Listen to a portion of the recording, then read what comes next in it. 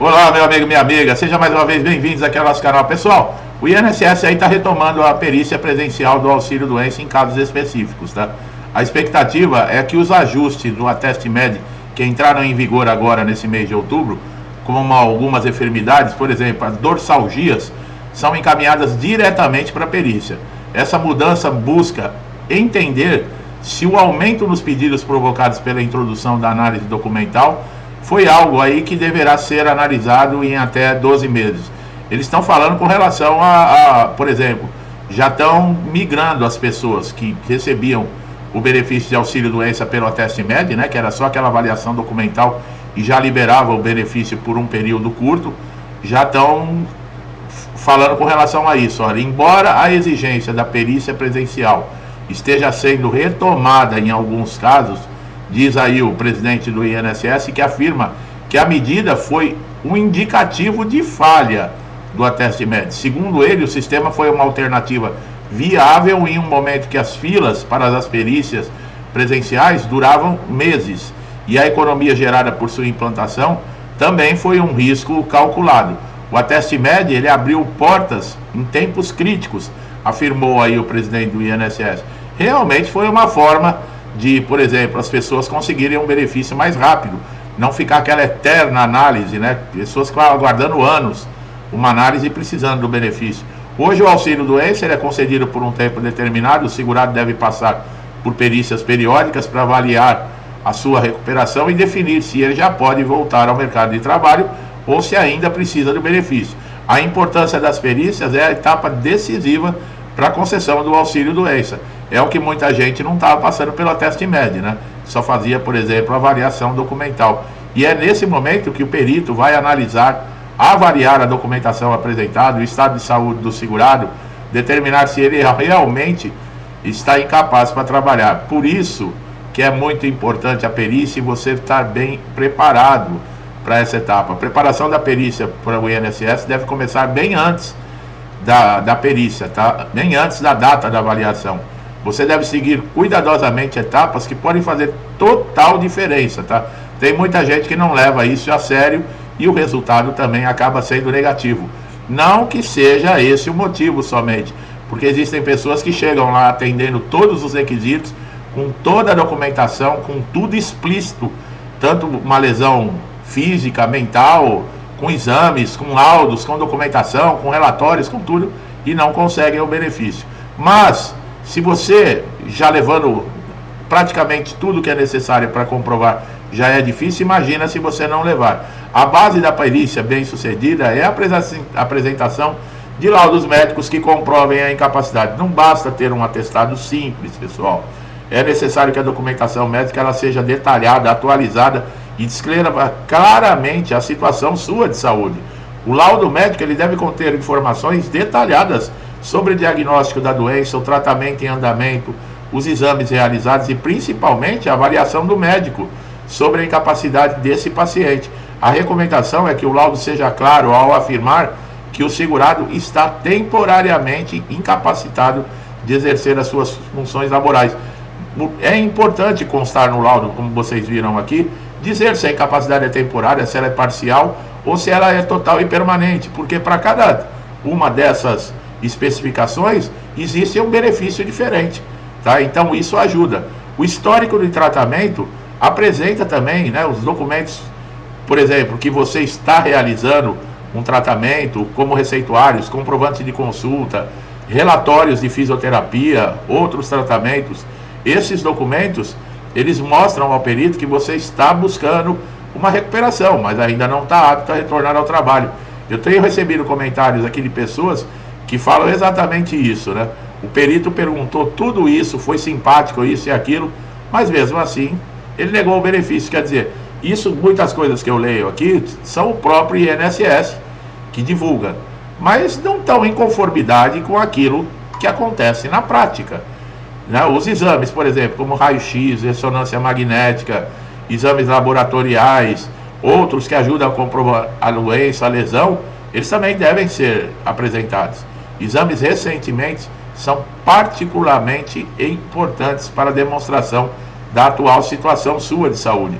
É fundamental que essa documentação ela esteja toda organizada, apresentada de forma clara ao perito, tá? Pessoal, não é chegar com um calhamaço de folha e entregar, tá? Os peritos, já falei, são sensíveis, tem que tomar cuidado, não pode, o tom de voz, são sensíveis, tá? Levar cópias, olha que importante, de toda a documentação original, para que o perito possa, no caso, se ele arquivar a documentação do processo, você tem as cópias. Obtendo laudos detalhados e precisos, não basta somente o laudo ser completo. O objetivo da informação tem que facilitar a avaliação do perito, tá? O laudo ele deve incluir, por exemplo, o CID correspondente à sua doença ou lesão, que é um padrão mundialmente para descrever a sua condição de saúde. O médico deve descrever a condição que afeta a capacidade de realizar atividades de trabalho. Por exemplo, se você trabalha com esforço físico e está com uma lesão na coluna, o laudo deve especificar que essa lesão impossibilita você de levantar peso. Ou você, por exemplo, depende da visão e a sua doença afeta a sua capacidade de enxergar. Isso deve ser claramente exposto. É assim que deve ser feito um laudo, tá? Um bom laudo ele vai sempre mencionar a evolução de um quadro clínico, descrevendo a condição, se piorou ao longo do tempo e se existe, por exemplo, uma previsão de recuperação. É importante você sinalizar que a incapacidade é temporária, pessoal. É muito importante, porque também pode ser necessário e possível você ser encaminhado para reabilitação profissional. Então, olha como é que é importante. Muita gente me pergunta se precisa de um advogado nesse momento. Um advogado, pessoal, ele é bom porque ele vai assessorar você, por exemplo, na documentação, nos seus direitos, quais são os seus recursos. Seria bom, né, se o advogado pudesse acompanhar você também dentro da sala dos peritos, mas o perito geralmente ele não aceita. Para você ter um acompanhante no momento da perícia, você deve preencher uma documentação lá no portal Meu INSS, tá? Pedindo aí autorização para ter um acompanhante. Geralmente os peritos só vão autorizar caso assim a pessoa não tenha condições lúcidas para expor um problema, mas de outra forma fica muito difícil. E caso o seu pedido seja negado, você também tem direito a entrar com recurso administrativo e judicial, tá? Esses recursos administrativos, como nós já falamos, você pode entrar diretamente através do portal Meu INSS. O INSS tem prazo para dar a resposta com relação a esse recurso.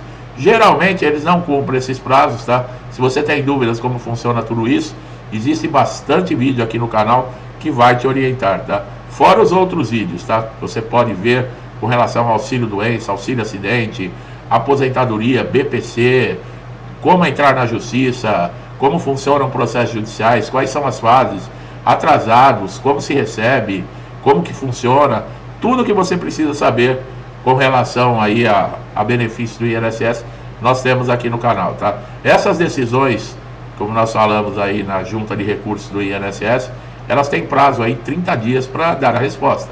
O INSS pode prorrogar por mais 30, quer dizer, o segurado é que aguarde, né? O segurado é que fique. No caso das perícias judiciais também, se você tem dúvida, é necessário também toda a documentação, por isso que é bom você guardar, tirar cópias e guardar. Se o perito for ficar, entregue as cópias e fique com o original, porque essa documentação ela pode ser anexada num processo, caso você não consiga reverter uma decisão aí, que é direito seu de ter o auxílio doença. Então, passar na perícia, pessoal, não é somente você entregar a documentação, você não pode se atrasar. É muito importante, caso você não possa comparecer, telefone, remarque a data da perícia, o agendamento. O importante é você comparecer, tá? Se o perito fizer perguntas, seja claro, objetivo. Não trate o perito como um amigo seu para ficar contando seus problemas particulares, o que você está passando na sua vida, quantas doenças você tem. Não faça isso, porque isso é motivo de negativa também de benefício. Como eu falei, os peritos eles são muito sensíveis. Então você tem que seguir aquele padrão que eles têm no momento da perícia. Não tire ele daquele padrão, porque senão ele vai querer que você saia da sala o mais rápido possível e vai negar seu benefício. Bom, qualquer dúvida, vocês sabem, né? Basta consultar aqui no canal. Para você que está chegando a primeira vez aqui, seja muito bem-vindo ou bem-vinda, tá? Aproveite sempre nossos conteúdos. São conteúdos atualizados. Nós trouxemos aí esses dias informações, atualizações importantíssimas, tá?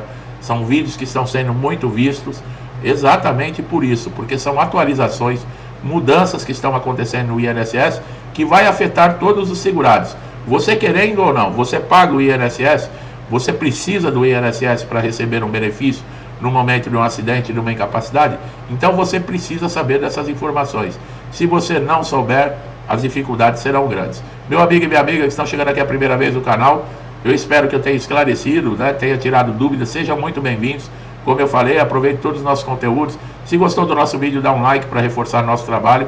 Tá? Outra dica importante é se inscrever no canal e ativar o sininho de notificação, porque o YouTube não está entregando o vídeo para todo mundo. Caso você não esteja inscrito e o sininho não esteja ativado para todas as notificações, você pode ficar sem receber os conteúdos atualizados e relevantes. Vocês, meus amigos e minhas amigas que me acompanham já há muito tempo, muitos desde o início do canal, meu muito obrigado, que Deus abençoe a casa, a vida, a família de vocês, com muita paz, saúde, prosperidade, alegria, tudo que eu desejo de bom para mim e para minha família, eu lhes desejo em dobro. Eu deixo um forte abraço e até os próximos vídeos.